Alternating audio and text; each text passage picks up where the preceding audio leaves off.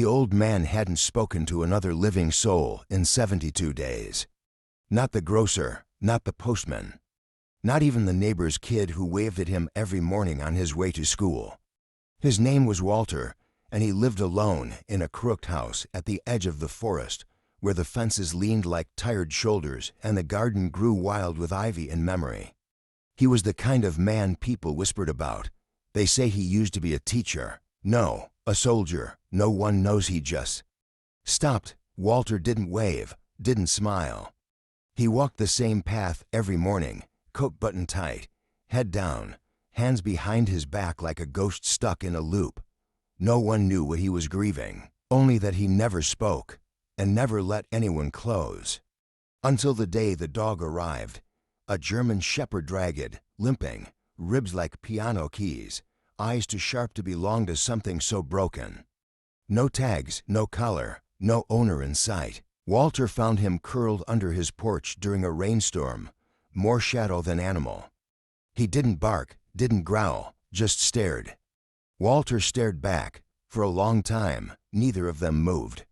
Finally, Walter muttered, voice hoarse from disuse, "Well, if you're looking for conversation, you've come to the wrong place." The dog didn't flinch, didn't leave, and when Walter went back inside, the shepherd followed quiet, steady, as if he'd always belonged there. Walter didn't stop him, he didn't pet him, didn't ask questions, but that night, for the first time in years, he left the door open a little longer than usual. And in the morning, the dog was still there. Walter had once been a husband and a father. He used to hum while washing dishes, used to write letters to his wife every Monday, pen on paper, even when they lived in the same house. Used to read bedtime stories with voices and silly faces that made his daughter laugh until she hiccuped. Used to, but time had a way of carving out the soft parts of a man, leaving only the husk. His wife, Margaret, passed 5 winters ago. A quiet death in her sleep, no warning, no drama. Just a stillness that never left the room. Their daughter, Anna, hadn't spoken to him since the funeral. The silence between them wasn't caused by anger, but by something worse, regret. He had said the wrong things, or not enough of the right ones. He had shut down instead of reaching out, built a wall instead of a bridge, and by the time he realized it, the distance had solidified like ice. Now, Walter spent his days in ritual. Wake up, boil water, feed the birds. Walk to the edge of the woods, return, repeat. He didn't speak aloud anymore, not even to himself. The rooms of the house were quiet, untouched.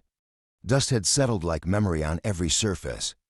Only the kitchen showed signs of life: a mug, a spoon, a half-solved crossword. The only photo on display was a black and white frame of Margaret in her garden. She was smiling, holding a tulip. The frame was clean. It was the only thing he still cleaned. Walter never let himself feel fully. Grief had become routine, familiar, almost safe.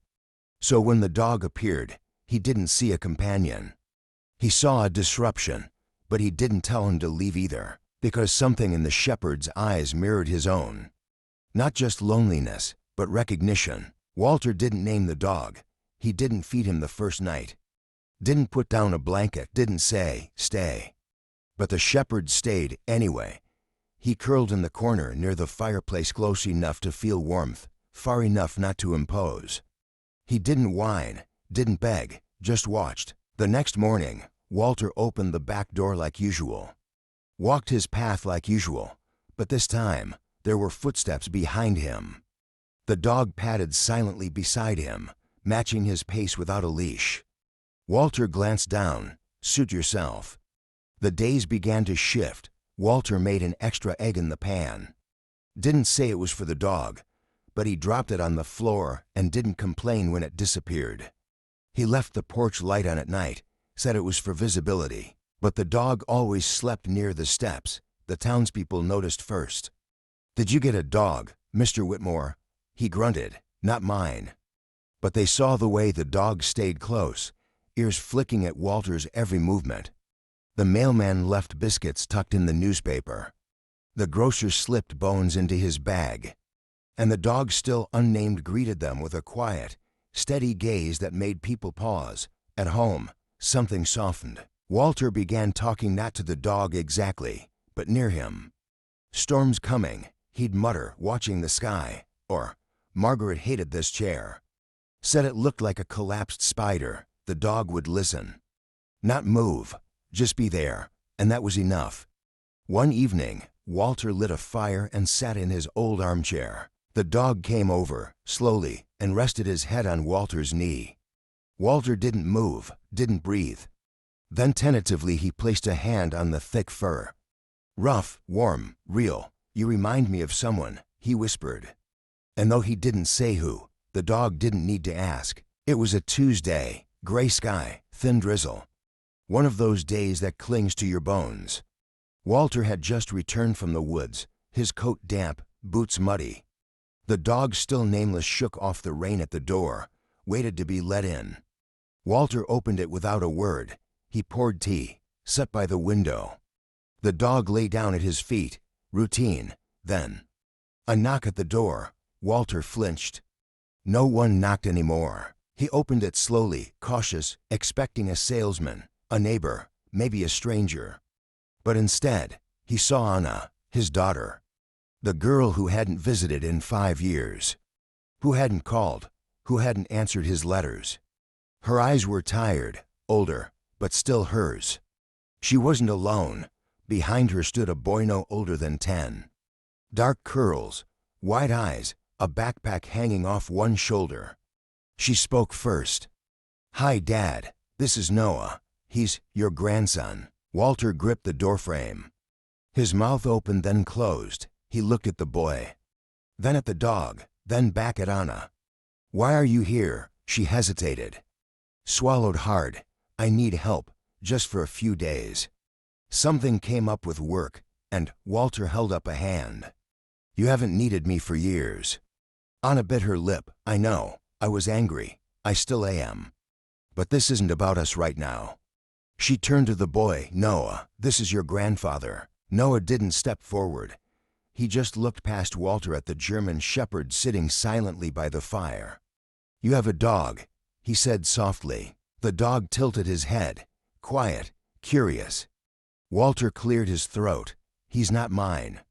Anna blinked. "Can we come in?" Walter didn't answer, just stepped aside. The boy entered slowly, dragging his backpack across the floor. He sat cross-legged near the dog and the shepherd. He stood, walked over to the boy, and without hesitation laid down beside him, head on Noah's lap, as if he already knew. This child needs someone to. Walter stared. His hands shook slightly, and deep in his chest, something old and painful and buried began to stir. The house was no longer quiet. Not loud, but different. Noah's presence shifted the air. He asked questions. He left crayons on the table. He hummed while brushing his teeth, and he talked to the dog as if they'd known each other forever. "You look like you were in the army. Do you like peanut butter? I think you're braver than my dad." The shepherd, still unnamed, followed Noah room to room, tail always gently sweeping the floor. Walter didn't know how to be around the boy. He made him breakfast but said little. He read the newspaper at the table, pretending not to watch as Noah fed bites of toast to the dog. He cleaned the kitchen more than usual, rearranged things that didn't need rearranging. But he couldn't avoid the memories. Noah reminded him of Anna's same stubborn mouth, same curious tilt of the head, and that hurt, because Walter had failed with Anna. And this child, this sudden second chance, scared him more than he'd admit. That night, he overheard a conversation from the guest room. Noah, whispering, "I think he's sad." A pause, then, "But you're not scared of him, so I won't be either." The next morning, Noah placed a note on the kitchen counter. Written in green crayon, "If your dog doesn't have a name, can I name him?" Walter stared at the paper for a long time. He didn't answer out loud. But that night, when Noah called out, "Come here, Scout," the dog came. Walter didn't correct him. Didn't say, "That's not his name." He just watched as Scout curled up beside the boy's feet, sighing into sleep. The next day, Walter took a walk alone. He found himself at the old bench by the forest, the one he hadn't sat on since Margaret died. He looked up at the sky, breathed in the cold air, and whispered, "Margaret, he's called Scout now." It was the first time he'd said her name aloud in over a year. It wasn't a person who guided Walter back to himself. It was a dog, Scout, not with words, not with logic, but with silence, with presence. Noah had gone to sleep early that night, exhausted from building a fort out of couch cushions and blankets. Walter sat by the fire, a photo album in his lap. He hadn't opened it in years. Scout lay on the floor beside him. Page by page, the ghosts returned: Margaret planting daffodils, Anna with missing front teeth, a younger Walter holding both their hands like the world might vanish if he let go. He stopped at one photo, Anna at 14, angry eyes, crossed arms, standing in front of a packed suitcase. He remembered that fight, the last real conversation they ever had. "You never listen, you don't understand anything. I wish Mom were still here instead of you." He had slammed the door after that, said nothing, let her leave. Now, years later, that silence echoed louder than any shout. His hands trembled, the photo slid from his lap onto the floor. Scout rose quietly, walked over, and rested his paw on the picture. Then looked up at Walter, not demanding, just waiting. Walter wiped his eyes. "You think it's too late?" Scout didn't blink. Instead, he laid down again, this time resting his head against Walter's foot. Like an answer, that night, Walter knocked gently on Noah's door. "Hey," he said, voice soft, "can I read to you?" Noah blinked. "You know how?" Walter chuckled, surprised at himself. "I used to read every night, long before you were born." Noah nodded and handed him a book. Scout curled at the foot of the bed, eyes half closed, listening. Walter began to read, clumsily at first, then steadier. And something changed in the room. Because he wasn't just reading to Noah. He was reading to himself. To the years he'd lost, to the man he used to be. Scout exhaled, deep and content. And Walter finally forgave himself. Just a little. It happened on a Thursday. The sky was blue, sharp, too bright for what was coming. Noah had gone out to the woods behind the house. Walter had warned him to stay close, to never go past the broken fence where the slope turned steep. "I won't," Noah promised. Scout went with him, of course always did. Walter stayed behind, sipping tea, solving the crossword, a rare sense of calm in the house. Until he looked at the clock. An hour had passed. Too long. He went to the porch. Noah, no answer. He called again, louder, still nothing. His heart pounded, boots on, jacket on. He stepped into the trees. It was quiet, too quiet. And then a sound, a sharp bark, a cry. A boy's voice, strained and afraid. "Help!" Walter ran, faster than he had in years. Branches whipped his face, mud soaked his socks, and then he saw them, Noah clinging to a fallen log, his legs dangling over a steep embankment. One more slip and he'd fall 20 feet into the creek below. Scout stood above him, barking, growling, pacing. Walter dropped to the ground, reached for the boy. "Hold on, I've got you," Noah was crying. "I didn't mean to, I slipped, I'm sorry." Walter gritted his teeth, stretched further, grabbed Noah's wrist. "You're okay, I've got you." Scout barked once, then leaned forward, grabbed Noah's backpack strap in his teeth, and pulled. Together, man and dog pulled the boy to safety. Noah collapsed into Walter's arms, shaking. Walter held him tight, tighter than he'd ever held anything. "I thought I lost you," he whispered. Noah buried his face in his chest. "I thought you'd be mad." Walter shook his head, voice cracking. "Never, you're my second chance." They sat there, the three of them, at the edge of the earth, breathing, alive. Scout lay beside them, tail thumping once. Later, back at the house, as Walter bandaged a scrape on Noah's arm, he looked the boy in the eye and said, "When your mom comes back, I want to talk to her." Properly this time. Noah smiled. Scout rested his head in Walter's lap.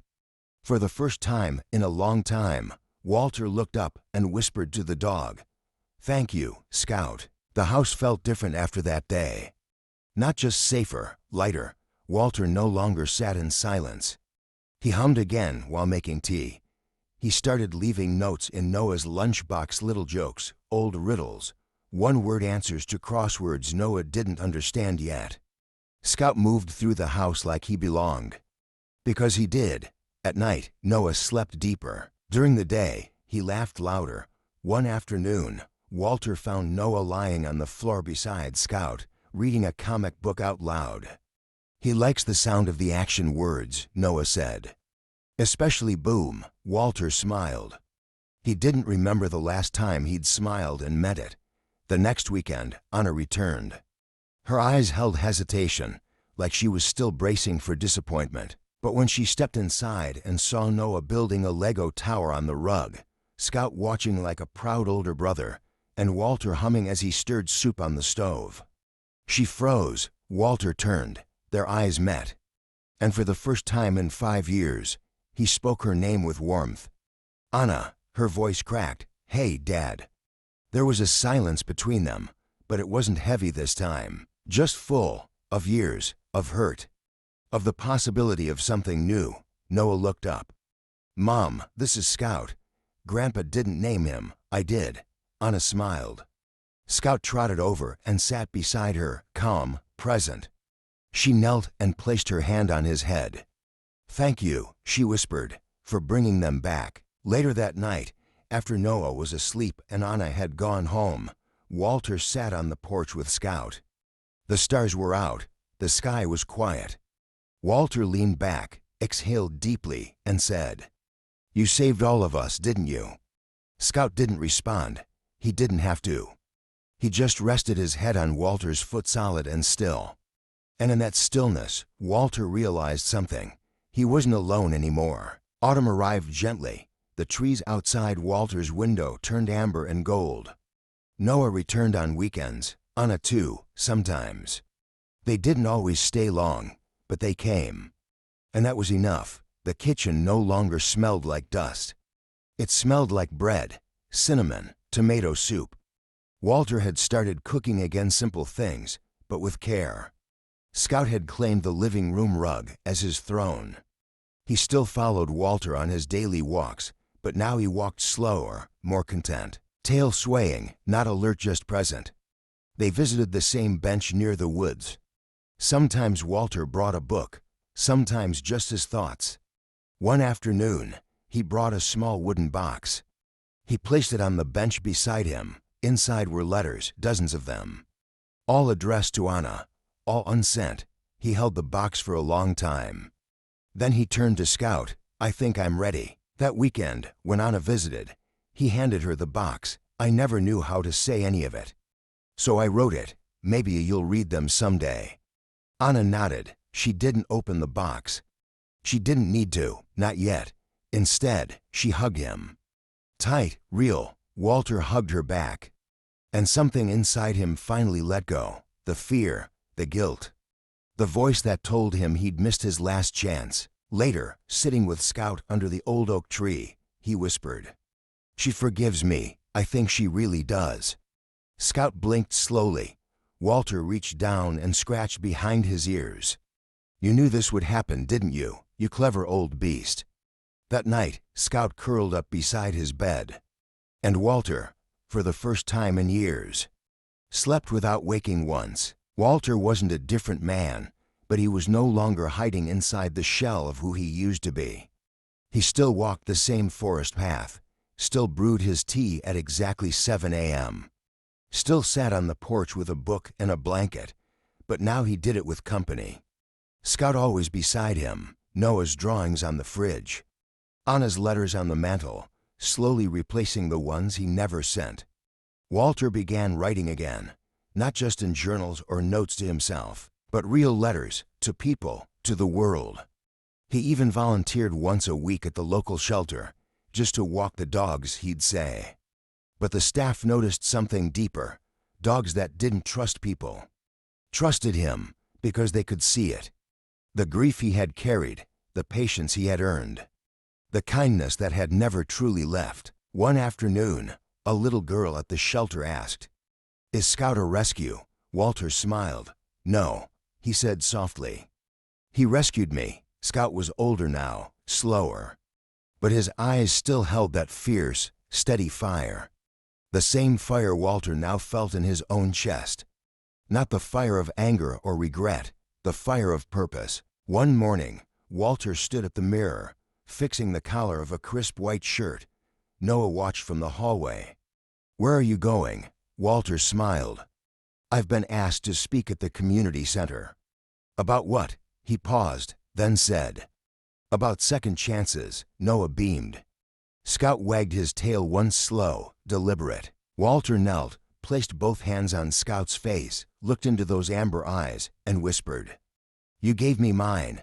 And the dog, steady, silent, faithful, closed his eyes. Not every rescue looks like a headline. Sometimes it looks like a quiet man, a broken heart, and a dog who refuses to leave. Walter's story isn't about fixing the past, it's about facing it. It's about sitting in the silence long enough for healing to take root. And Scout, he didn't need words. He didn't need permission. He just showed up day after day until Walter believed he was worthy of being found. Because sometimes, the most powerful kind of love doesn't knock loudly. It waits, it sits by your side. And it stays, even when you try to push it away. This is for the ones who've been lost in the quiet. And for those who stayed long enough to guide them home. If this story touched something in you, if you've ever been saved by a love that stayed, by a presence that didn't ask questions, but simply remained, then don't keep this to yourself, like the video. Share it with someone who needs hope. Subscribe for more real stories of quiet heroes and second chances. And in the comments, tell us about your Scout, the one who waited, the one who helped you find your way back. Because sometimes, all someone needs to heal is a story that reminds them they're not alone. Thank you for watching, and remember, some rescues bark. Others simply sit beside you, and never leave.